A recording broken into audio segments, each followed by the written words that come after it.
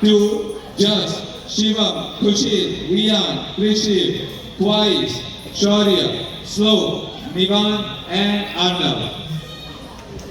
Come on, yes, તાળી પાડો.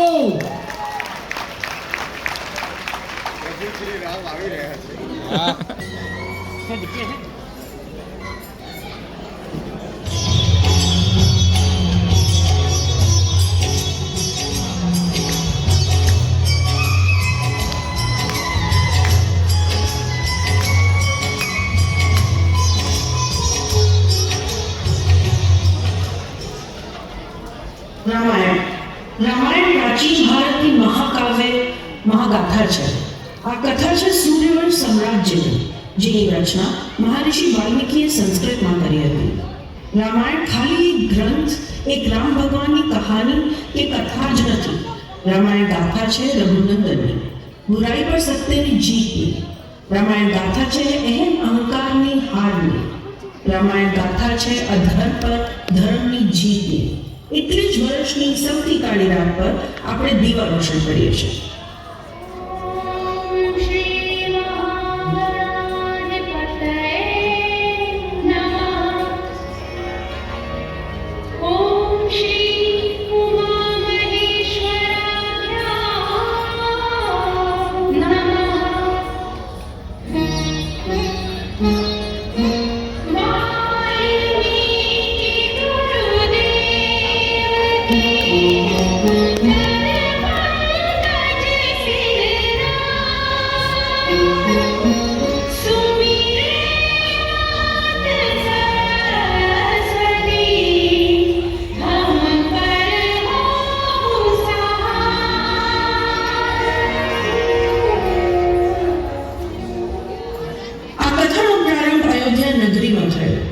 મહારાજા દશરથ આ નગરીના રાજા હતા.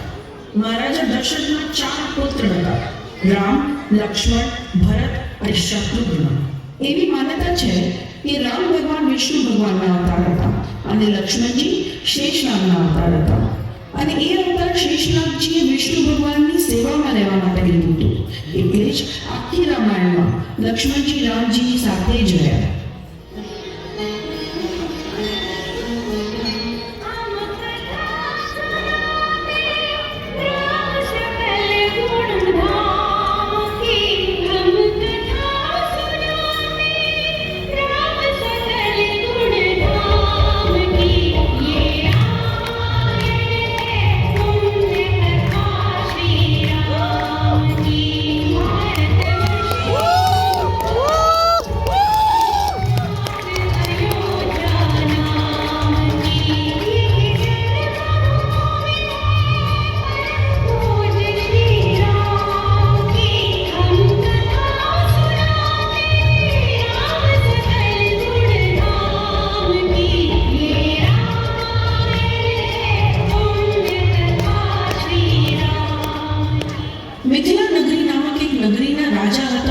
જનક. તેમણે એમની પુત્રી સીતા માટે સ્વયંવરનું આયોજન કર્યું. બધાની સામે રામ ભગવાને શિવ ધનુષનો પ્રત્યંચ બાંધ્યો, જેને જોઈને રાજા જનક અત્યંત પ્રસન્ન થયા. પ્રભુ રામના લગ્ન સીતા માતા સાથે થયા.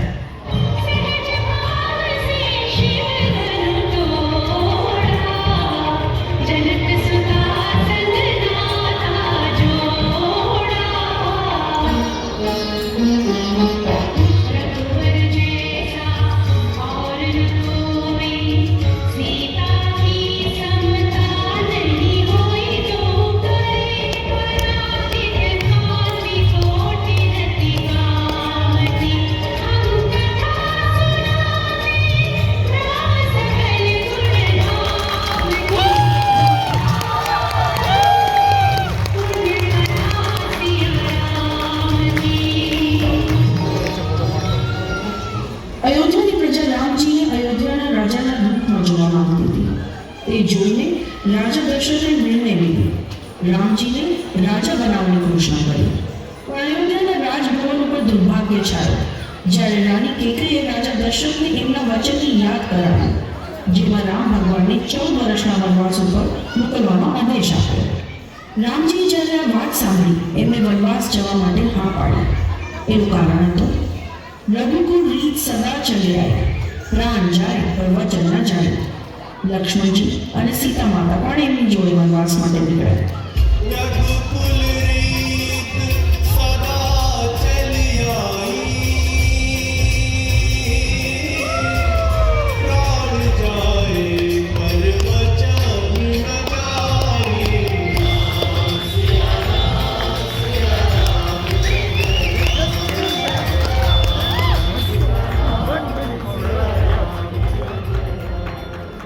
રામ ભગવાન સીતા માતા અને એમના ભાઈ લક્ષ્મણ સાથે વનવાસ પર જતા રહ્યા. અયોધ્યામાં પ્રજા બહુ જ દુઃખી હતી. થોડાક જ સમયમાં પુત્રના વિયોગમાં રાજા દશરથે પ્રાણ ત્યાગ્યા. રામજીના નાના ભાઈ ભરત જ્યારે અયોધ્યા પાછા આવ્યા તો એમનાથી રહેવાયું નહીં. ભરત ત્રણેય માતાઓ સાથે રામ ભગવાનને પાછા આવવાની વિનંતી સાથે વનમાં પહોંચ્યા. आपका राज्य वहाँ एक सेवक के पास आपकी धरोहर के रूप में होगा। जब आप नहीं मिला तो सिंहासन पर कौन बैठेगा? मैं आपकी पादुकाओं को आपका राज्य बनाकर सिंहासन पर रखूंगा और नित्य प्रति उनका आशीर्वाद लेकर ही आपका राज कार्य करूंगा.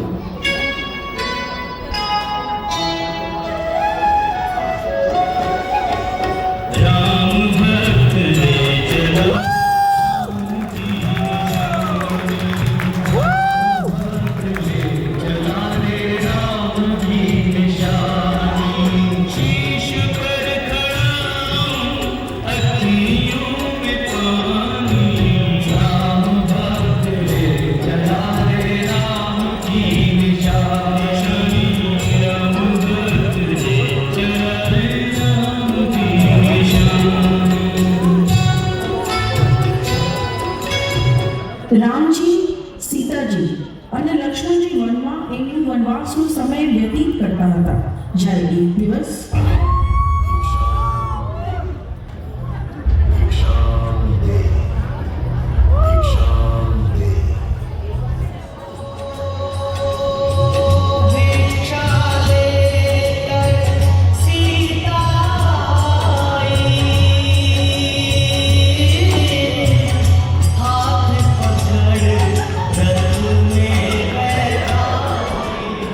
तुम कौन हो? मैं रावण हूँ.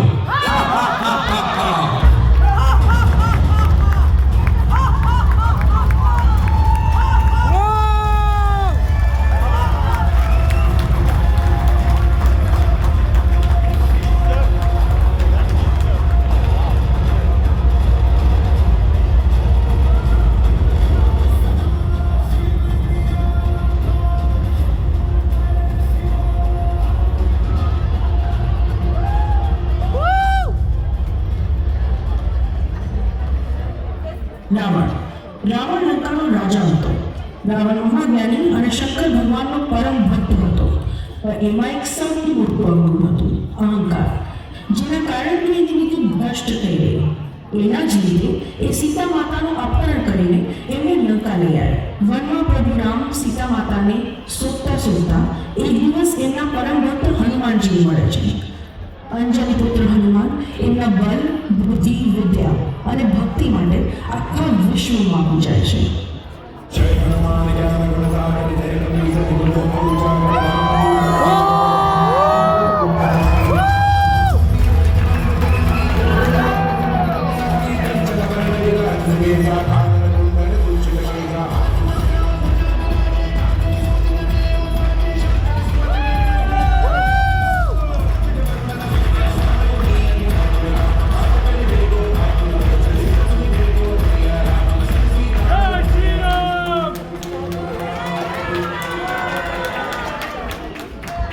હનુમાનજી છતાં જે સીતા માતાને શોધવામાં સફળ થાય છે. સીતા માતા એમને અશોક વાટિકામાં મળે છે.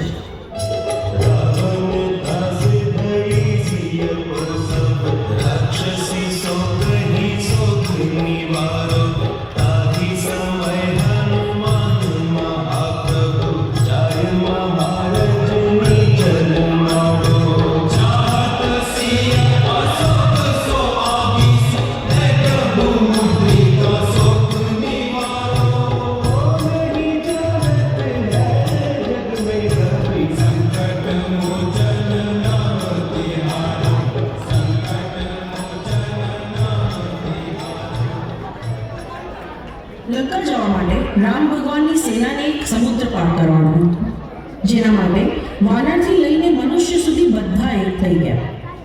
બધાએ મળીને રામ સેતુ બાંધ્યો, જેને પાર કરીને રામજી લંકા આવ્યા. મહાયુદ્ધ થયું.